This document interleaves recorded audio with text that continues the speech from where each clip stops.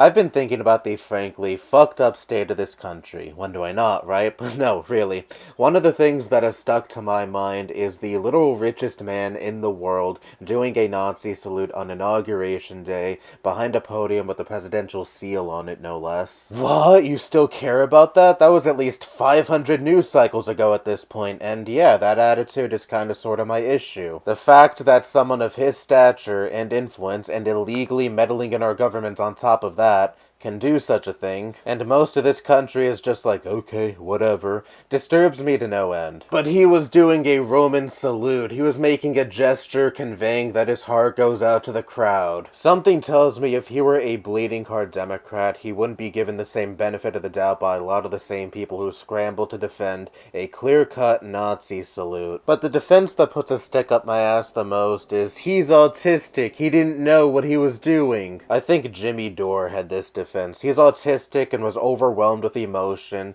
and made a gesture that only looked like a Nazi salute. I'm on the spectrum myself, and I can safely say I have never accidentally Z-Kyled. And I don't want to just make this video about Musk. In general, I hate when people use autism as an excuse for bad behavior. Whether it's they themselves who are autistic and using their autism as a means to shield themselves from justified scrutiny for their actions, or other ignorant people who have no fucking idea what it's like to be autistic, who think having autism means you have no control over what you say or what you do. It sets a harmful precedent either way. At the end of the day, if you're an autistic adult, you are still an adult. There have been times, mostly from when I was a teenager, where I would unfairly lash out at people. This would mostly be because I would feel overstimulated and didn't want people around me at the moment, and I didn't want people talking to me. I value my alone time, and when someone or something impedes on that alone time, I don't take it very well. And I have gotten very nasty with people in the past. I would be like, fuck off, don't bother me, I don't want you around me right now. And every time this has happened, I would quickly feel bad and apologize to the person I lashed out towards. I eventually realized that it is up to me to establish my own boundaries to other people. Being autistic isn't one of the first things I tell people about myself when I first meet them, so I have to understand that other people who I don't know well can't just automatically know that I get overwhelmed easily in the presence of other people, especially if I'm in the presence of other people who I don't know well, and so it is unfair to snap at someone who isn't already aware of the boundaries you have set. Now, it would be a different story if I politely told a person,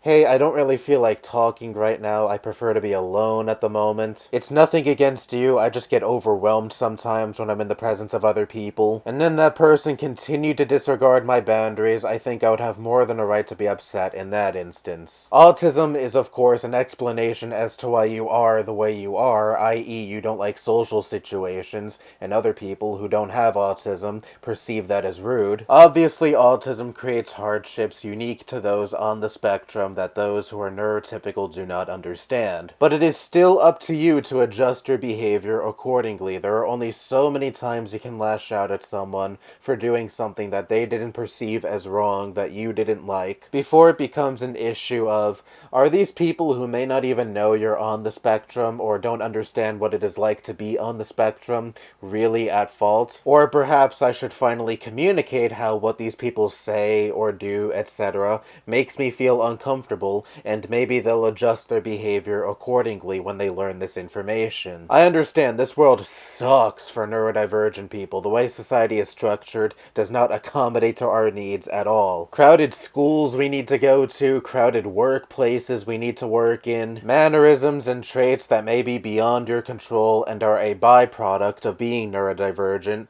are perceived as rude, and it feels like you have no choice but to learn how to mask, and I fucking hate that this is the case. But at the end of the day, I'm responsible for my own actions. If someone upsets me in a way that is a byproduct of my autism, and they didn't know any better, it is still my responsibility to act accordingly and explain to them what they did to upset me and why it upset me, instead of just shouting at them. And if they understand and they're like, oh okay, I won't do this again, then great, problem solved. And if they don't and they don't care and maybe they even chastise me, then yeah, they can fuck off in that instance. You are still in control of your own actions and your demeanor. If you're an adult on the spectrum watching this video, you are still an adult at the end of the day. Being an asshole or doing something blatantly shitty like, I don't know, fucking sea-kyling, and being autistic doesn't doesn't make shitty and unfair behavior automatically excusable. And shielding yourself behind your autism when you're receiving justified scrutiny for your shitty behavior, or other people saying, you can't criticize this person for their shitty behavior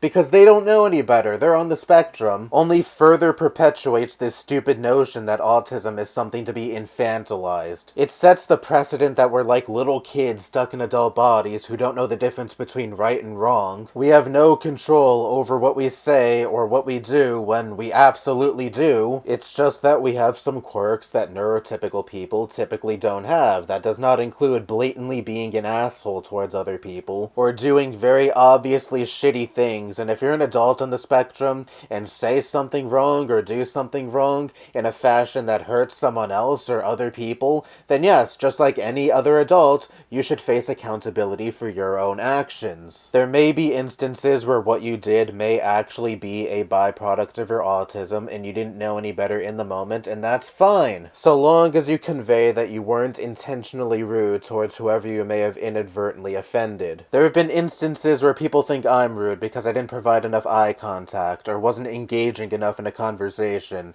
and I came off as disinterested, and I was just really fucking anxious during the conversation. But when it comes to saying things that are legitimately hurtful or engaging in actions that are legitimately hurtful, it is still up to you to learn from the experience to ensure that you don't repeat the same behavior. Part of autism acceptance is being treated just like any other adult would and facing accountability for when you fuck up. Anyway, that's all I have to say. Bye-bye.